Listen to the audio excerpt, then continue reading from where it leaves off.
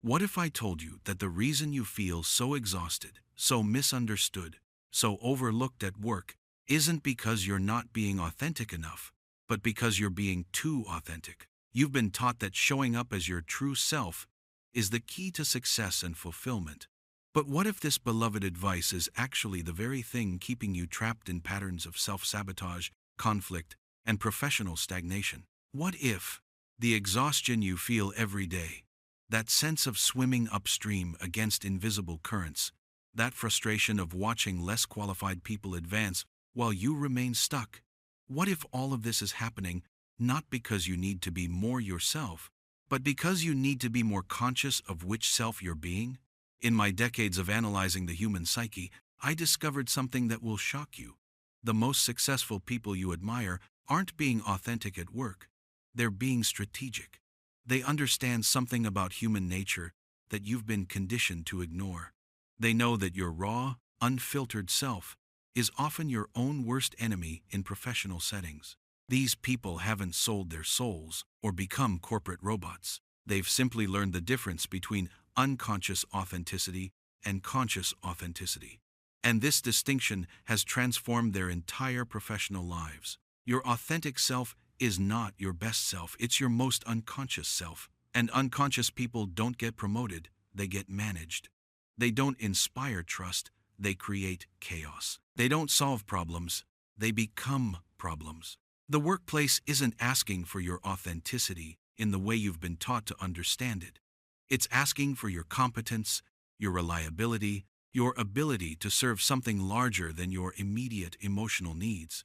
It's asking for your conscious participation in collective goals, not your unconscious expression of personal patterns. Before we dive deeper into this counterintuitive wisdom, if these insights resonate with you, consider subscribing to our channel and drop a comment telling me what city and time you're watching from.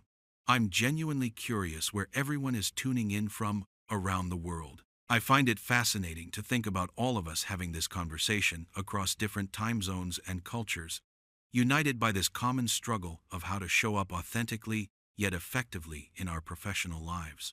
Now, I understand this might sound harsh, even shocking. You've been told your whole life to be yourself, to express your truth, to never compromise who you are. Self-help gurus, career coaches, even well-meaning friends have probably told you that the secret to workplace success is radical authenticity. Just be yourself, they say. Don't hide your personality.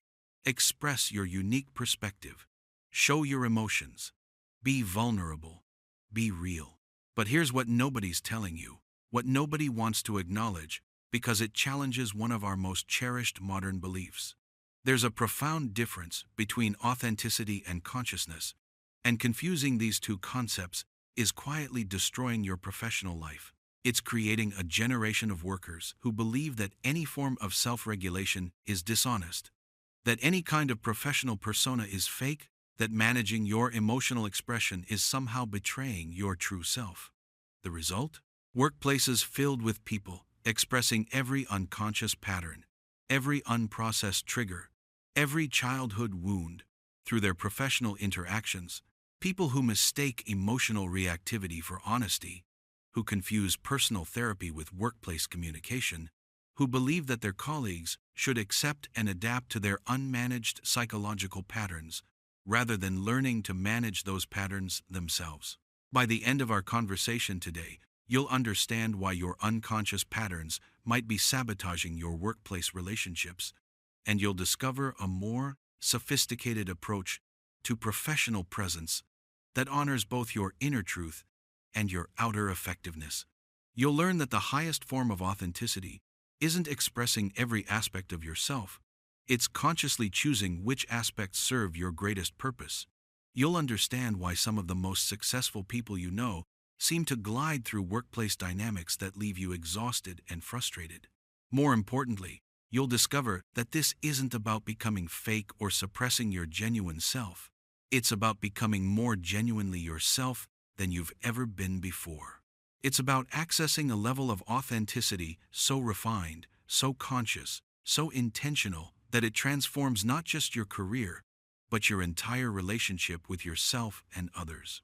Through decades of studying the human unconscious, I've observed that our deepest struggles often stem from a fundamental misunderstanding about the nature of the self. What most people call authenticity is actually unconsciousness masquerading as virtue. We've been taught that any form of self-management is repression, that any kind of emotional regulation is dishonest, that the healthiest thing we can do is express whatever we feel, whenever we feel it, however we feel like expressing it. But this is psychological immaturity disguised as emotional intelligence. The modern world has convinced you that suppressing any part of yourself is inauthentic or dishonest. But what if conscious self-regulation isn't suppression, it's mastery? What if the highest form of authenticity is choosing which aspects of yourself to express, when, and how? What if true maturity isn't the absence of difficult emotions, but the presence of choice about how to express them? Think about this. When you were a child, being authentic meant expressing every feeling immediately. If you were angry, you screamed.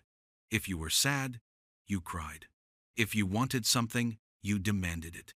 This was appropriate for a child who was still learning to navigate the world. But would you want to work with an adult who still operated from this level of emotional development? Yet this is exactly what happens when we confuse authenticity with unconsciousness. We bring our unprocessed childhood patterns into professional settings and expect our colleagues to accommodate them. We react to authority figures at work the same way we reacted to our parents. We compete with peers the same way we competed with siblings. We seek validation from supervisors the same way we sought approval from teachers. And then we wonder why our careers feel so emotionally charged, so personally painful, so exhausting. Let me tell you a story that illustrates exactly what I mean. I once knew two equally talented individuals working at the same consulting firm. Let's call them Sarah and Michael. Both were intelligent, hardworking, and genuinely passionate about their field. Both had similar educational backgrounds and technical skills. But their career trajectories couldn't have been more different. And the difference came down to this distinction between unconscious and conscious authenticity. Sarah believed deeply in being authentic at work. She wore her emotions on her sleeve, believing this showed her humanity and relatability. When she felt frustrated with a project, she expressed it openly in team meetings, often with visible irritation in her voice and body language. When she disagreed with her manager's decisions, she spoke her mind immediately and passionately, sometimes interrupting others to make her point. When personal issues affected her mood, relationship problems, family stress, financial worries, she didn't hide them from her colleagues. She would arrive at work, visibly upset, and expect her team to understand and accommodate her emotional state. Sarah prided herself on being genuine, real, transparent. "I'm not going to be fake," she would say. When others suggested she might want to manage her emotional expression differently. "People should accept me as I am. I believe in authentic communication and vulnerable leadership. I'm not going to put on some corporate mask just to make others comfortable." She saw colleagues who managed their emotional expression as inauthentic, fake, politically minded. She believed she was taking the higher road by being so real, so honest, so unfiltered in her professional interactions. When feedback came that her communication style was creating problems for the team, she dismissed it as corporate politics or emotional immaturity on the part of others. Michael, on the other hand, understood something Sarah didn't. He recognized that his immediate emotional reactions weren't necessarily his wisest responses. He had learned, through his own psychological work, that his first impulse in any situation was usually his most unconscious one. When he felt frustrated with a project, he would pause and ask himself, "What's really happening here? Am I frustrated because there's genuinely a problem with the project, or am I frustrated because this situation is triggering some old pattern from my childhood? What outcome am I trying to create here? What approach would serve this situation best?"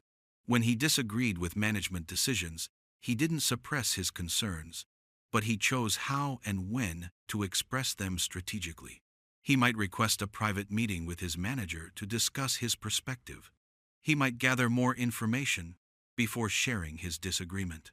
He might frame his concerns in terms of project outcomes rather than personal opinions.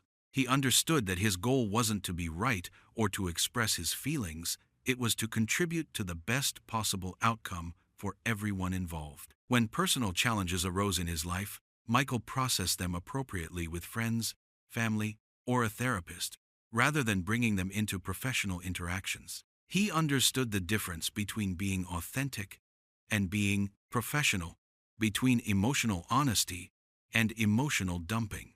Now, was Michael being inauthentic? Was he suppressing his true self?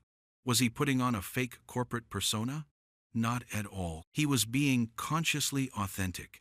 He was choosing which aspects of his personality to express based on what would serve the highest good of the situation. He was responding from his wisest, most mature self, rather than his most reactive self. The results were dramatic and became more apparent with each passing year. While Sarah remained stuck in the same position for years, constantly feeling misunderstood and battling workplace conflicts, Michael advanced steadily through the organization. His colleagues trusted him because he was reliable, not just technically, but emotionally. His superiors saw him as mature and ready for increased responsibility because he demonstrated that he could manage himself effectively. His team members felt safe with him because they knew he wouldn't dump his personal, emotional processing on them. But here's the crucial point. Michael wasn't being fake, he was being conscious. He wasn't suppressing his authenticity, he was refining it. He wasn't hiding his true self, he was choosing to express his best self. Meanwhile, Sarah's career stagnated, and she became increasingly bitter about what she perceived as workplace politics and corporate fakeness. She couldn't understand why less talented people were advancing while she remained stuck. She attributed it to unfairness, to favoritism, to a system that rewarded conformity over authenticity. She never realized that her version of authenticity was actually unconsciousness, and that her unconsciousness was creating chaos for everyone around her. But here's what I discovered that almost nobody talks about. Sarah's struggle wasn't really about authenticity at all. It was about unconsciousness. Every time she expressed her authentic self at work, she was actually expressing her unprocessed childhood wounds, her unconscious triggers, her defensive patterns formed decades earlier to help her survive in her family of origin. When she interrupted others in meetings, she wasn't being authentically passionate. She was expressing an unconscious fear that her ideas wouldn't be heard, a pattern she'd developed as a child in a chaotic household where you had to fight to be noticed. When she reacted defensively to feedback, she wasn't being authentically self-protective. She was expressing an unconscious belief that criticism meant rejection, a wound from growing up with hypercritical parents. When she brought her personal emotional dramas into work, she wasn't being authentically vulnerable. She was unconsciously seeking from her colleagues the emotional support and validation she'd never received from her family. Her workplace had become the stage where she was unconsciously trying to heal childhood wounds and meet unmet emotional needs. This is the crucial distinction that changes everything. There's a profound difference between expressing your authentic self and expressing your unconscious patterns. Your authentic self is wise, connected, purposeful, responsive. Your unconscious patterns are reactive, defensive, needy, controlling. You see, what we call the self has multiple layers, and most people are unconscious of this complexity. They think the self is one unified thing, but it's not. The first layer is your surface self, your immediate reactions, your moods, your triggers, your impulses. This is the part of you that feels frustrated when someone interrupts you in a meeting, that gets defensive when receiving feedback, that takes workplace dynamics personally, that reacts emotionally to situations without pause or reflection. The second layer is your ego self, your identity, your story about who you are, your need to be right and be seen in a certain way, your attachment to being perceived as competent or likable or intelligent. This is the part that says, I'm the type of person who speaks my mind. Or, I don't play political games.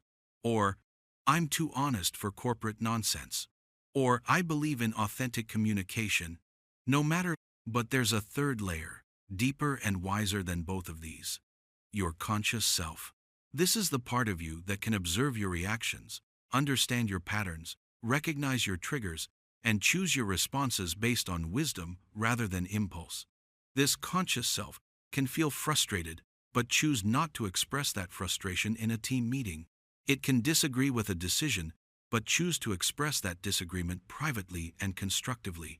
It can have personal challenges, but choose to process them appropriately, rather than burdening colleagues.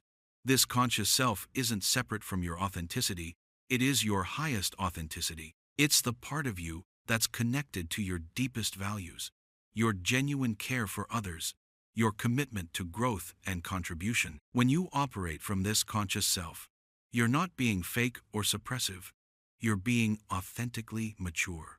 When you operate from your surface self or ego self at work, you're not being more authentic, you're being more unconscious.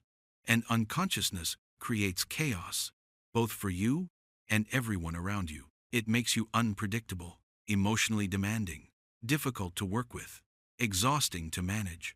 Let me share something from my own professional journey that illustrates this distinction. Early in my career as a physician and researcher, I brought my full intensity, my impatience, my need to be intellectually superior into every professional interaction. I thought I was being authentic, staying true to my passionate nature as a researcher and thinker. I believed that toning down my intensity or managing my impatience would be dishonest, a betrayal of my genuine personality. But what I was really doing was expressing every unconscious pattern I'd developed as a young man trying to prove himself in the academic world. My intensity wasn't authentic passion, it was unconscious anxiety about not being taken seriously. My impatience wasn't authentic efficiency, it was unconscious terror of being seen as inadequate. My need to demonstrate intellectual superiority wasn't authentic confidence, it was unconscious compensation for deep feelings of insecurity. The result was that my professional relationships suffered terribly. Colleagues found me difficult to work with, not because my ideas lacked merit, but because my delivery was unconscious, defensive, ego-driven. Students were intimidated rather than inspired. Fellow researchers avoided collaborating with me because interactions felt more like competitions than conversations. It nearly destroyed my career before it truly began. My insights were dismissed not because they weren't valuable, but because my unconscious delivery made them hard to receive. My passion was seen as aggression. My intensity was experienced as hostility. My authenticity, as I understood it then, was actually unconsciousness, masquerading as genuineness. The breakthrough came when I began to understand this distinction between authentic expression and unconscious expression. I started to notice the difference between my genuine desire to contribute to scientific knowledge and my unconscious need to prove my intellectual worth. I began to observe the difference between authentic passion for discovery and unconscious anxiety about professional acceptance. This awareness allowed me to make a crucial shift. Instead of expressing every impulse and calling it authenticity, I began to choose which aspects of myself to express based on what would serve the highest good of the situation. When I felt impatient with a colleague's slower thinking process, instead of expressing that impatience immediately, I would pause and ask, how can I support this person's understanding in a way that serves our shared goal of advancing knowledge? When I disagreed with another researcher's methodology, instead of attacking it with intellectual aggression, I would consider, how can I share my concerns in a way that contributes to better science, rather than just proving I'm right? When I felt anxious about whether my work was being taken seriously, instead of becoming more intense and demanding, I would focus on doing excellent work and letting the results speak for themselves. The transformation was remarkable. As I learned to operate from consciousness rather than unconsciousness, from authentic wisdom rather than authentic reactivity, My professional relationships improved dramatically. Colleagues began to seek my input rather than avoid it. Students were inspired by my passion rather than intimidated by my intensity. Fellow researchers wanted to collaborate because they experienced me as supportive rather than competitive. But here's the most important point. I didn't become less authentic. I became more authentic than I'd ever been before. By choosing to express my conscious wisdom rather than my unconscious patterns, I was finally able to share my genuine gifts, my real passion, my true contributions with the world. My authenticity didn't disappear. It became more focused, more intentional, more effective. This is what I mean when I say that conscious authenticity is higher than unconscious authenticity. When you're constantly expressing your unconscious patterns, people can't actually see your real gifts because they're obscured by all the psychological noise. When you learn to operate from consciousness, your genuine value becomes visible and accessible to others. Now let me explain how this understanding applies to your workplace situation and what you can do about it starting today. The key is learning to recognize the difference between your unconscious patterns and your conscious wisdom. Then, choosing to express the wisdom while processing the patterns privately. Your unconscious patterns at work are usually childhood survival strategies that have outlived their usefulness. When your manager gives you critical feedback and you immediately become defensive, you're not expressing your authentic adult self. You're expressing the wounded child who learned that criticism meant danger, that any challenge to your performance threatened your very survival in the family system. When you interrupt others in meetings because you're afraid your ideas won't be heard, you're not being authentically passionate about your contributions. You're being unconsciously desperate for the attention and validation you didn't receive as a child. When you take workplace conflicts personally and ruminate about them for days, you're not being authentically sensitive.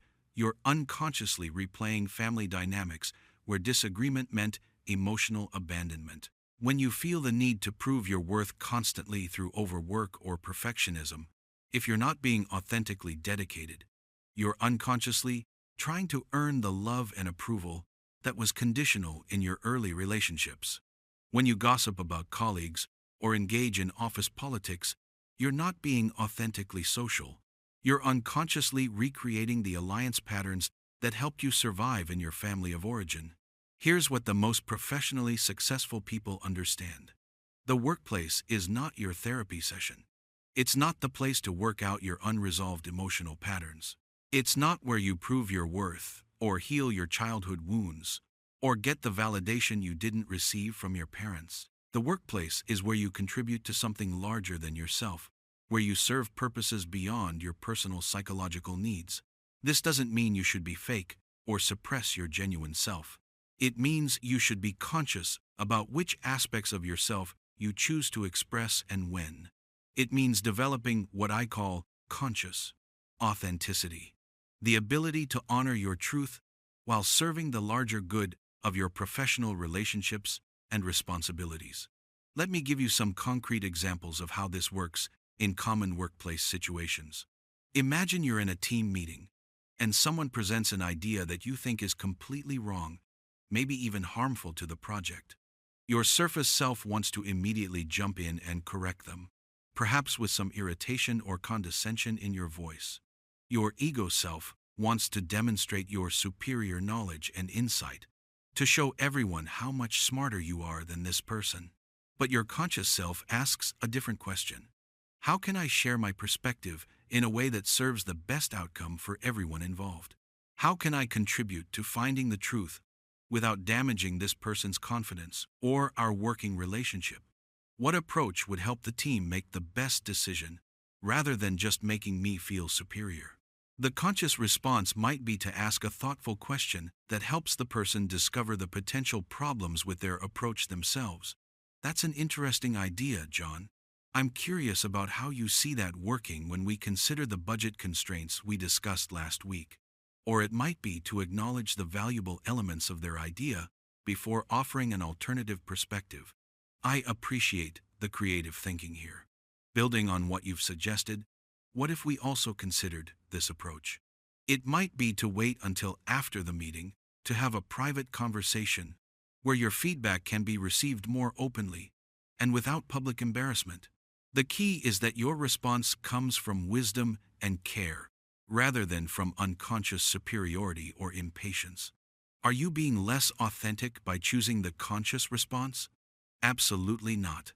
You're being more authentic because you're responding from your wisest, most caring self, rather than your most reactive, ego-driven self. You're expressing your authentic desire to contribute to good outcomes rather than your unconscious need to be right or superior. The same principle applies to receiving feedback. When your manager or a colleague offers criticism of your work, your surface self might want to defend, justify, or explain why they're wrong. Your ego self might want to prove that the criticism is unfair or based on misunderstanding. But your conscious self can receive the feedback with curiosity and openness. What truth might be hidden in this criticism? How can I use this information to improve? What blind spots might this person be helping me see? Even if the feedback is delivered poorly or seems unfair, your conscious self can extract whatever value might be there while maintaining your emotional equilibrium. You don't have to agree with everything, but you can listen without defending. Ask clarifying questions without arguing. Thank the person for their perspective without necessarily accepting all of it. This conscious approach to feedback transforms your reputation in the workplace. Instead of being seen as defensive or difficult to coach, you become known as someone who's open to growth, easy to work with, mature in handling criticism. These are the people who get promoted not because they're more talented, but because they're more conscious. When you're passed over for a promotion, or don't get the recognition you feel you deserve, your surface self might feel bitter, resentful, or victimized. Your ego self might want to blame politics, unfairness, or favoritism. But your conscious self can ask more useful questions. What skills or qualities do I need to develop? How can I better demonstrate my value to the organization? What feedback might I be missing about how others experience working with me? Instead of nursing resentment, you can use the disappointment as information for your professional development. Instead of assuming the decision was unfair, you can get curious about what you might not be seeing about your own performance or workplace presence.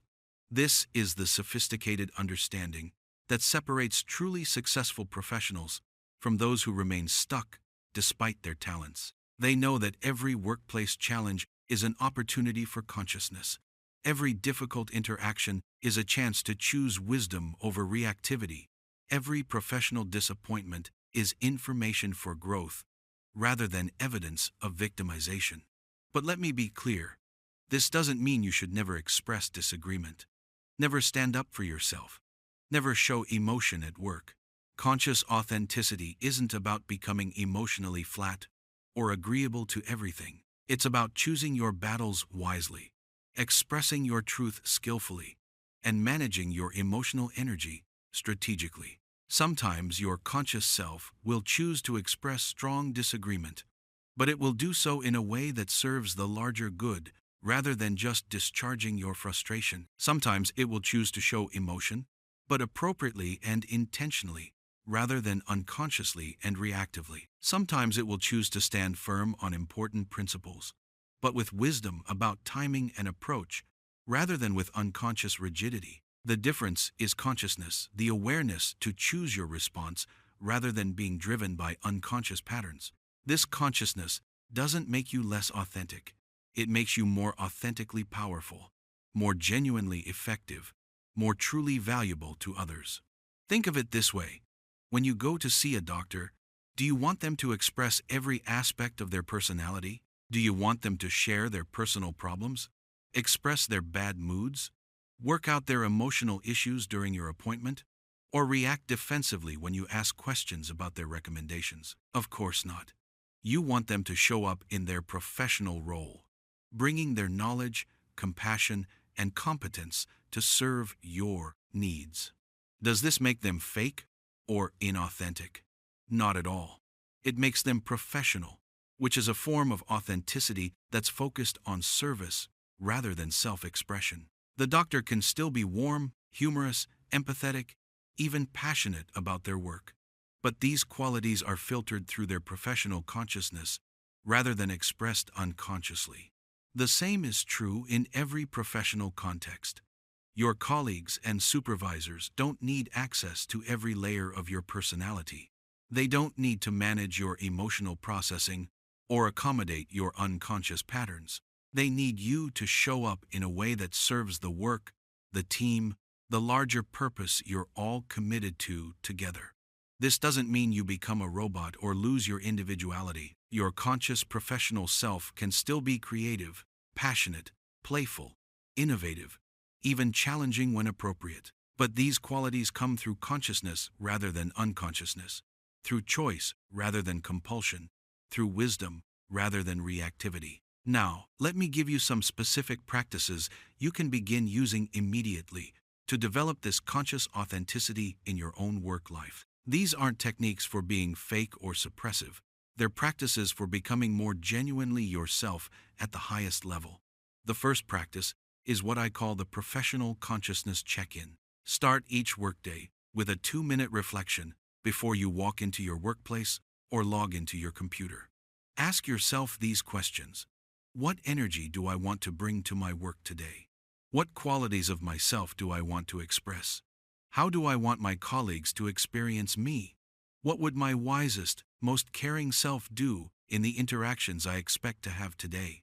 This isn't about creating a fake persona, it's about consciously choosing which aspects of your authentic self you want to emphasize. Maybe today you want to bring more curiosity and less defensiveness. Maybe you want to express more patience and less urgency. Maybe you want to show more confidence and less anxiety. All of these are authentic parts of you. You're simply choosing which ones to cultivate and express. You might also ask, what unconscious patterns am I most likely to fall into today?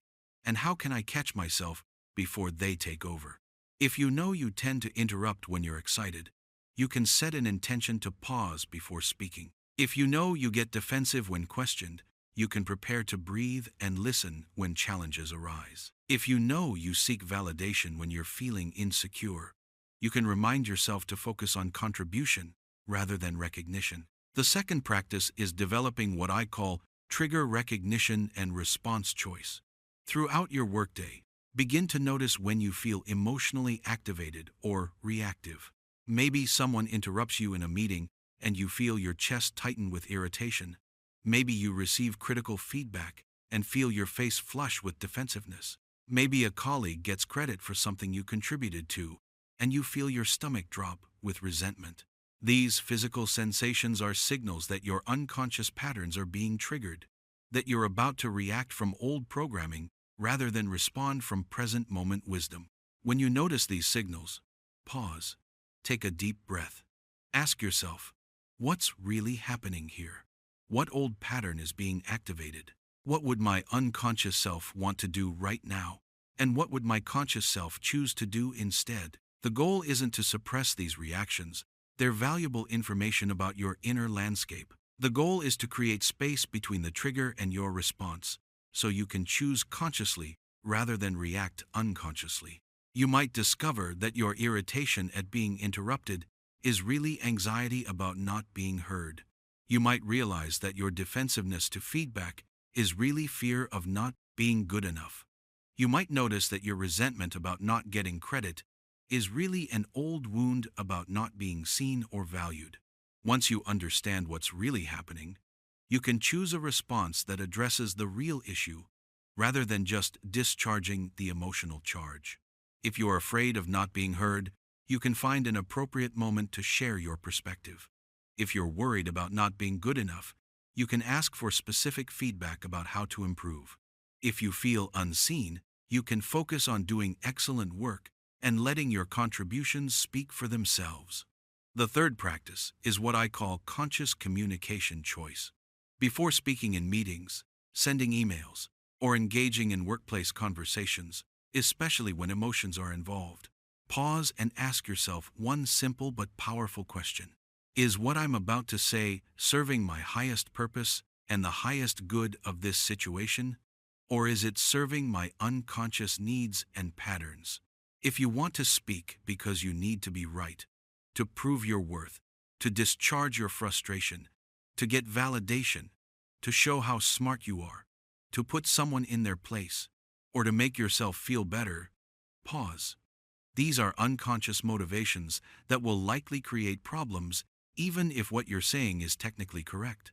If you want to speak because you have something valuable to contribute, because you can help solve a problem, because you can support a colleague, because you can advance the team's goals, or because you can share important information, proceed. But proceed consciously, choosing your words and tone carefully to maximize the positive impact of your contribution. This doesn't mean you should never address problems or express disagreement. It means you should do so from consciousness rather than unconsciousness, from wisdom rather than reactivity. You can challenge ideas without attacking people. You can express concerns without creating drama. You can stand up for principles without being rigid or self-righteous. The fourth practice is end-of-day emotional integration. Before you leave work or shut down your computer each day, spend 5 to 10 minutes privately processing any emotional experiences from the day. This is crucial for preventing your unprocessed emotions from leaking into your professional relationships. If someone frustrated you during the day, allow yourself to feel that frustration fully, but do it alone, not in front of your colleagues. Write about it, talk to a friend or family member, or simply sit with the feeling until it moves through you naturally. If you felt proud of an accomplishment, savor that privately, rather than needing others to validate it. If you made a mistake, acknowledge it to yourself with compassion, rather than carrying shame into tomorrow's interactions. If you had a conflict with a colleague, reflect on what your unconscious patterns might have contributed to the situation. What old wounds were activated? What defenses did you employ? How might you respond differently next time? This isn't about blaming yourself, it's about taking responsibility for your part so you can show up more consciously in the future. This practice prevents your unprocessed emotions from building up and eventually exploding in inappropriate ways. It also prevents you from carrying yesterday's emotional residue into today's interactions. You show up fresh and present rather than burdened by accumulated resentments, anxieties, or unmet needs. The fifth practice is what I call the weekly professional consciousness review. Once a week, take 30 minutes to reflect on your professional interactions and identify patterns. Ask yourself, when did I respond from consciousness this week? And what were the results? When did I react from unconsciousness? And what happened? What triggers am I still falling into regularly? What progress am I making in developing conscious authenticity? Look for patterns in your workplace relationships. Are there certain people or situations that consistently trigger your unconscious reactions? Are there specific emotions you tend to handle poorly in professional settings? Are there particular needs for validation, control, recognition, or safety that you're unconsciously trying to meet through your work relationships? This weekly review helps you develop increasing self-awareness and make adjustments to your approach. You might notice that you always get defensive with a particular colleague and realize it's because they remind you of a critical parent. You might observe that you consistently overwork when you feel insecure and recognize this as an unconscious strategy for earning love. You might see that you gossip when you feel excluded and understand this as an attempt to create the belonging you crave. The more conscious you become of your patterns, the more choice you have about whether to continue them. And the more consciously you operate at work, the more your genuine gifts, talents, and contributions can shine through without being obscured by unconscious noise. Remember, none of these practices are about suppressing your authenticity or becoming a fake corporate person. They're about refining your authenticity, concentrating it, making it more conscious and therefore more powerful. When you're not constantly expressing every unconscious pattern, when you're not leaking your unprocessed emotions all over your workplace, people can actually see and appreciate your genuine gifts, your real wisdom, your true value. I've witnessed this transformation countless times in my work with people. Individuals who were stuck in patterns of workplace conflict and frustration suddenly find themselves advancing in their careers, not because they became fake or manipulative, but because they became conscious. Their authenticity didn't disappear. It became more focused, more intentional, more effective. Their colleagues started trusting them more because they became emotionally reliable. Their supervisors began seeing them as leadership material because they demonstrated the ability to manage themselves effectively under pressure. Their team members felt safer and more supported because they weren't constantly managing someone else's emotional processing. But perhaps most importantly, these individuals reported feeling more genuinely themselves than ever before. Instead of being driven by unconscious compulsions, they were choosing their responses from wisdom. Instead of reacting from old wounds, they were responding from present moment awareness. Instead of trying to meet childhood needs through adult relationships, they were contributing their gifts in service of shared goals. This is what conscious authenticity looks like in practice. You become more genuinely yourself, not less. You become more truly valuable, not more conforming. You become more deeply connected to others, not more superficially pleasant. You become more powerfully effective, not more politically correct. The person who masters this distinction doesn't just succeed professionally. They become a source of calm, wisdom, and inspiration in their workplace. They become the person others trust in difficult situations, the person others want to collaborate with, the person others seek out for guidance and support. Not because they're perfect, but because they're conscious. Not because they never feel difficult emotions, but because they handle those emotions maturely. Not because they never disagree or challenge others, but because they do so skillfully and constructively. These are the people who get promoted not just because of their technical skills, but because others feel better, think more clearly, and perform more effectively in their presence. They create what I call conscious, professional presence, a way of being that elevates everyone around them. The deepest authenticity isn't expressing every aspect of yourself. It's consciously choosing which aspects serve your highest purpose and the highest good of those around you. Your workplace struggles aren't happening because you're not being yourself enough. They're happening because you're not being conscious enough about which self you're being. When you learn to bring your aware, regulated, purposeful self to work, rather than your reactive, unconscious self, you don't lose your authenticity. You find it at a level you never knew existed. You are not your patterns. You are not your triggers. You are not your immediate emotional reactions.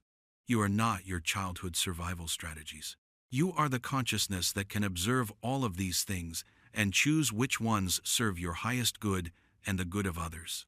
That consciousness, that choice, is your truest authenticity. The person who understands this doesn't just navigate workplace politics, they transcend them. They don't just manage their career, they contribute to something meaningful. They don't just express themselves, they serve purposes larger than their personal psychological needs.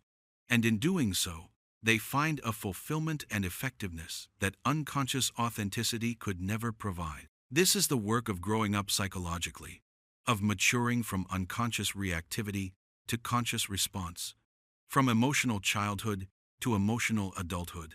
It's the difference between being driven by your past and choosing your future. It's the difference between being a victim of your patterns and being the author of your professional story. Start with just one practice. Choose the morning consciousness check-in, or trigger recognition, or conscious communication choice. Begin tomorrow. Notice what shifts in your workplace relationships when you operate from consciousness rather than unconsciousness. Notice how differently people respond to you when you're expressing your genuine wisdom rather than your unconscious patterns. Notice how much more energy you have when you're not constantly processing and reprocessing emotional reactions to workplace dynamics. I think you'll be amazed at the transformation that's possible when you stop trying to be your authentic self and start choosing to be your conscious self. You'll discover that the professional success you've been seeking doesn't require you to sacrifice your authenticity. It requires you to elevate it to a level of consciousness you may never have experienced before. This shift changes everything. When you're no longer driven by unconscious needs for validation, you can focus on genuine contribution. When you're no longer triggered by every workplace dynamic, you can see situations clearly and respond wisely. When you're no longer carrying childhood wounds into professional relationships, you can connect with colleagues as equals rather than as parents, siblings, or authority figures from your past. Your workplace becomes a place of growth and contribution rather than a stage for unconscious drama. Your career becomes an expression of your highest capabilities rather than a compensation for your deepest wounds. Your professional relationships become sources of mutual support and collective achievement rather than arenas for old psychological battles. But perhaps most importantly, you begin to experience a kind of authenticity you never knew was possible. The authenticity of consciousness itself. This is deeper than personality, more genuine than emotional expression, more powerful than any unconscious pattern you might have been mistaking for your true self. When you operate from this level of conscious authenticity, you don't just succeed professionally, you contribute to the evolution of workplace culture itself. You become part of the solution to the epidemic of unconsciousness that plagues so many organizations. You model what it looks like to be genuinely human while also being genuinely professional. This is the invitation I'm extending to you today, to move beyond the false choice between authenticity and professionalism, to discover that conscious authenticity is both more genuine and more effective than unconscious expression, to find that your truest self emerges not when you express every impulse, but when you choose your responses from wisdom. The workplace doesn't need more people expressing their unconscious patterns and calling it authenticity. It needs more people bringing their conscious presence, their genuine wisdom, their authentic contribution to the collective work we're all engaged in together. It needs people who understand that true authenticity is not self-expression, but self-mastery in service of something greater. You have this capacity within you right now, the consciousness that can observe your patterns, understand your triggers, and choose your responses. This consciousness is already present. You don't need to develop it or acquire it from somewhere else. You simply need to recognize it, trust it, and begin operating from it rather than from the unconscious patterns that have been running your professional life. This recognition changes everything. Suddenly, workplace challenges become opportunities for consciousness rather than triggers for reactivity. Difficult colleagues become teachers rather than enemies. Professional setbacks become information for growth rather than evidence of victimization. Your career becomes a spiritual practice, a path of conscious development, an opportunity to serve while growing. This is what I mean when I say that conscious authenticity is the highest form of being genuine. It's authenticity that has been refined through awareness, focused through wisdom, and directed toward service. It's the authenticity of someone who knows themselves deeply enough to choose which aspects of themselves to express in any given moment. And here's the beautiful paradox. The more consciously you choose what to express, the more authentically yourself you become. The more you regulate your emotional expression, the more genuinely powerful your emotions become when you do choose to express them. The more professional your presence becomes, the more your unique gifts and perspectives can shine through. This is because consciousness doesn't diminish authenticity, it clarifies it. When you're no longer clouded by unconscious reactivity, your genuine wisdom becomes visible. When you're no longer driven by childhood patterns, your adult capabilities can emerge. When you're no longer defending against old wounds, your true strength can be seen and appreciated by others. So I invite you to begin this practice, this experiment in conscious authenticity. Start small, with just one of the practices I've shared. Notice what happens when you pause before reacting. When you choose your responses consciously, when you operate from wisdom rather than from unconscious patterns. Pay attention to how others respond to you differently. Notice how your own experience of work changes when you're not constantly emotionally activated by workplace dynamics. Observe how much more effective you become when your energy is focused on contribution rather than on managing your psychological reactions. This is not about becoming perfect, or never feeling difficult emotions. It's about becoming conscious enough to choose how you respond to those emotions. It's about developing the psychological maturity to be fully human while also being genuinely professional. It's about discovering that your highest authenticity is found not in unconscious expression, but in conscious choice. The world needs this from you. Your workplace needs this from you. Your colleagues need this from you. And most importantly, you need this from yourself. You deserve to experience the kind of professional fulfillment that comes from operating from your highest consciousness rather than your most unconscious patterns. The choice is yours, moment by moment, interaction by interaction. Will you react from the wounded child, the defensive ego, the unconscious patterns formed decades ago? Or will you respond from the wise adult, the conscious presence, the authentic wisdom that you truly are at your core? This choice, this moment of consciousness, this is where your real power lies. This is where your true authenticity emerges. This is where your professional transformation begins. If this perspective opens something new for you, subscribe to continue these conversations about the deeper aspects of human psychology. Hit like if this challenged your thinking in a useful way, and drop a comment sharing your own experience with workplace authenticity. I'd genuinely love to hear from you. Your insights and experiences help all of us understand these dynamics more deeply and support each other in this essential work of growing into our most conscious selves.